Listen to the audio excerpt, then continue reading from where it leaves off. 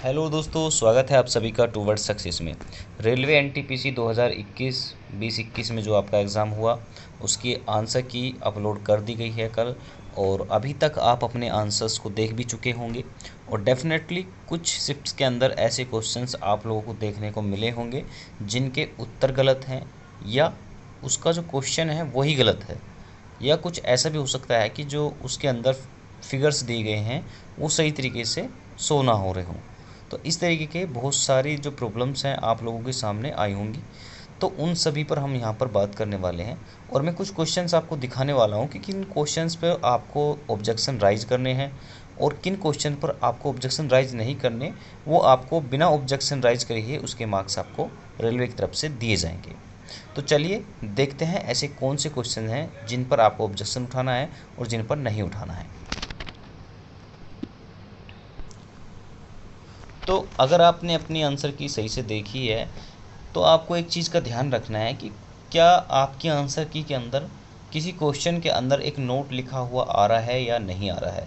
तो जैसा कि इस क्वेश्चन को आप देख सकते हैं, ये इसका इमेज क्लियर नहीं हो पा रहा है, लेकिन इसको आप नीचे जो इसके नोट लिखा हुआ है आरआरबी की तरफ से आया है उस पर आपको ध्यान देना है। इस पर लिखा है कि for this question discrepancy is found in question, या फिर स्लैश में इन्होंने आंसर किया है। ठीक है, किसी में भी हो सकता है, या तो आंसर में हो या फिर क्वेश्चन में हो। So this question is ignored for all candidates. तो ये क्वेश्चन जो है सभी कैंडिडेट्स के लिए नहीं माना जाएगा, ठीक है, इग्नोर किया जाएगा। अब इसके जो मार्क्स हैं वो सभी को रेलवे इक्वली डिवाइड कर देगा। ठीक है, अब आपका जो पेपर है वो क्वेश्चन कितने में से चेक होगा, 100 में से चेक ना होकर 99 में से चेक होगा, और जो इसकी परसेंटेज आएगी वो सभी को इक्वली डिवाइड कर दी जाएगी। तो आपके अगर किसी के 50 क्वेश्चन सही इसमें इस तरीके के अगर आपके पेपर में भी क्वेश्चन है और 50 मार्क्स आपके आ रहे हैं, तो अब जब आप देखेंगे फाइनली, तो जब इसका आपका रो जो स्कोर कैलकुलेट किया जाएगा उसमें आपके मार्क्स बढ़े हुए आपको नज़र आएंगे। ठीक है, जितने भी क्वेश्चन हो सकते हैं, ये एक से ज़्यादा भी हो सकते हैं और कम भी नहीं भी हो सकता, ऐसा ज़रूरी नहीं है कि हर एक शिफ्ट में ही हो। ठीक है, तो इस तरीके के क्वेश्चन पर आपको ऑब्जेक्शन करने की बिल्कुल भी ज़रूरत नहीं है, वो रेलवे आपको इसके जो नंबर है वो प्रोवाइड कराएगा। ठीक है, चलिए नेक्स्ट क्वेश्चन देख लेते हैं। देखिए ये क्वेश्चन है, ये भी किसी शिफ्ट का ही है और ये सेम प्रॉब्लम यहाँ पर हुई है। यहाँ पर भी इन्होंने लिखा है कि ये क्वेश्चन भी हम इग्नोर कर रहे हैं, तो इस पर भी आपको ऑब्जेक्शन करने की कोई ज़रूरत नहीं है। तो देख लीजिएगा कि आपके किसी शिफ्ट में इस तरीके की नोट तो नहीं लिखा है, तो उसमें आपको ऑब्जेक्शन करने की ज़रूरत नहीं है, वो आपको ऐसे ही नंबर उसके मिल जाए। अगर आपकी शिफ्ट में भी इस तरीके का कोई क्वेश्चन है तो आप हमें शिफ्ट की जो शिफ्ट है उसको आप कमेंट बॉक्स में लिखिएगा कि इस शिफ्ट के इस डेट की इस शिफ्ट में हमारे आंसर की में इस तरीके की प्रॉब्लम है। ठीक है, ताकि दूसरे बच्चे भी इसको देख पाएँ। एक ये क्वेश्चन है, देखिए इस पर आपको ऑब्जेक्शन करने की बिल्कुल ज़रूरत है। इसमें आप देखेंगे दीर्घ रेडियो तरंगे, जिनको हम लॉन्ग रेडियो वेव्स कहते हैं, उसकी खोज किसने की। तो इसमें लॉन्ग रेडियो वेव्स डिस्कवरी के बारे में पूछा गया है। तो इसका जो सही आंसर है वो ऑप्शन नंबर 1 के अंदर ही दिया गया है, जो कि है हेनरिक हर्ट्ज। तो हेनरिक हर्ट्ज ने ही लॉन्ग रेडियो वेव्स की खोज की थी। तो इसमें आपका जो क्वेश्चन इसमें दिया गया है गैलियो लेमो मार्कोनी, ये इसमें गलत दिया गया है। तो सही आंसर क्या है इसका 1 है, और इस पर आपको ऑब्जेक्शन करना चाहिए। अगर ये आपकी शिफ्ट में है तो इस पर आप ऑब्जेक्शन कीजिएगा, बिल्कुल ये सही होगा 100%। और इसके जो आप ऑब्जेक्शन करने की जो फ़ीस है आपकी शायद 50 रुपी है, वो भी आपकी रिफ़ंड हो जाएगी।